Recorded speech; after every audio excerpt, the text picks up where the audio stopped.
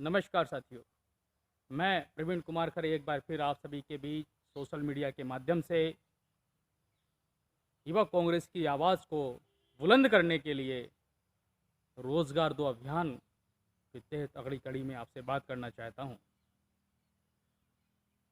साथियों, जैसा कि हम सभी जानते हैं कि 5 सितंबर से लेकर अब तक केंद्र में बैठी सरकार को कुंभकर्णी निद्रा से जगाने के लिए देश के तमाम संगठनों ने एवं कांग्रेस ने युवा कांग्रेस के माध्यम से जगाने का काम किया है। 5 सितंबर को सभी युवा बेरोजगारों एवं उनके परिजनों ने अपने पढ़े लिखे बच्चों की रोजगार की व्यवस्था के लिए सरकार का ध्यान आकर्षित करने के लिए 5:05 पर 5 सितंबर को ताली और थाली भी बजाई।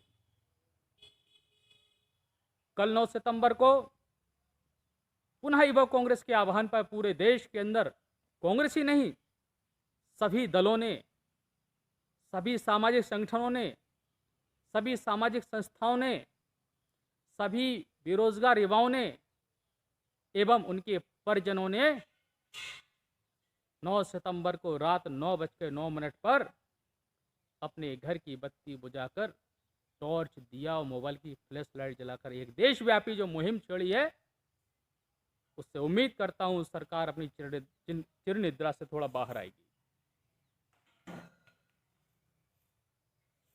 ये थाली और ताली बजाना और ये मोबाइल की लाइट, टॉर्च जलाना ये हमने नहीं सीखा, ये हमें केंद्र में बैठी सरकार नरेंद्र मोदी जी ने सिखाया है।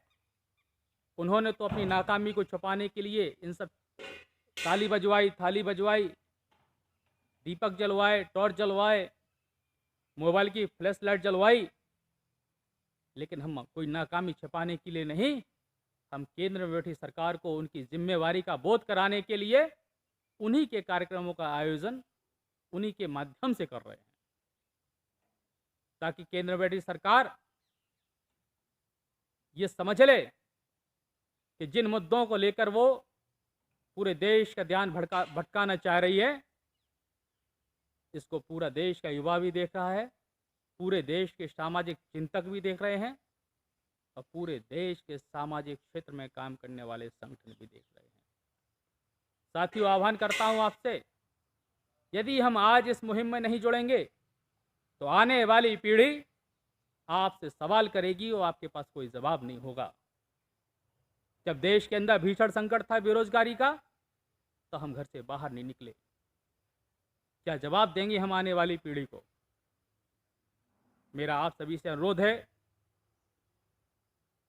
कि रोजगार की व्यवस्था के लिए, सरकार को चेताने के लिए लोकतांत्रिक तरीके से संवैधानिक व्यवस्थाओं की हद में रहकर हमें तमाम वो धरना, प्रदर्शन, आंदोलन या सांकेतिक प्रदर्शन करना चाहिए, जिससे सरकार का हम ध्यान इस भीषण समस्या की ओर आकर्षित करा सके। पता नहीं क्यों सरकार जानना नहीं चाहती या जानकर भी अनजान बनी हुई है कि हम अब तक 18 करोड़ रोजगारों से हाथ धो चुके हैं। CMMI की रिपोर्ट ने भी आगाह किया है कि हम 12 करोड़ रोजगार तो हम पहले ही खो चुके थे।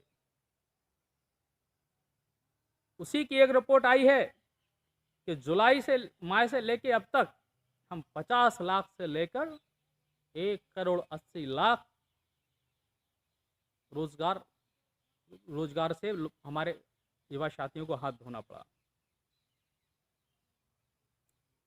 क्या हो रहा है ये? नरेंद्र मोदी जी, हमारे देश के प्रधानमंत्री जी, ये कहते हैं हम भारत को सशक्त भारत बनाएंगे, हम भारत को सुदृढ़ भारत बनाएंगे, हम भारत को सक्षम भारत बनाएंगे। तो क्या ऐसे संभव है कि देश के भीतर की समस्याएं भी सिरसा की तरह मुंह आ रही हैं और देश के बाहर तमाम बॉर्डर पर, तमाम देशों की सीमाओं पर जो तनाव है वो मीडिया कितना भी छुपाना चाहे, सरकार कितना भी छुपाना चाहे, लेकिन देश की समूची जनता ये जान चुकी है कि चीन देश में की सीमा में कहां तक घुस आया है। मीडिया बता रही है कि कंगना रनौत कहां तक पहुंच चुकी हैं, लेकिन मोदी जी एवं देश के रक्षा मंत्री जी, देश की जनता ये देख रही है कि चीन कहां तक आ चुका है। तमाम मुद्दों से ध्यान भटकाने के लिए कभी सुशांत का केस, कभी रिया चक्रवर्ती की गिरफ्तारी, अब तो ये कंगना रनौत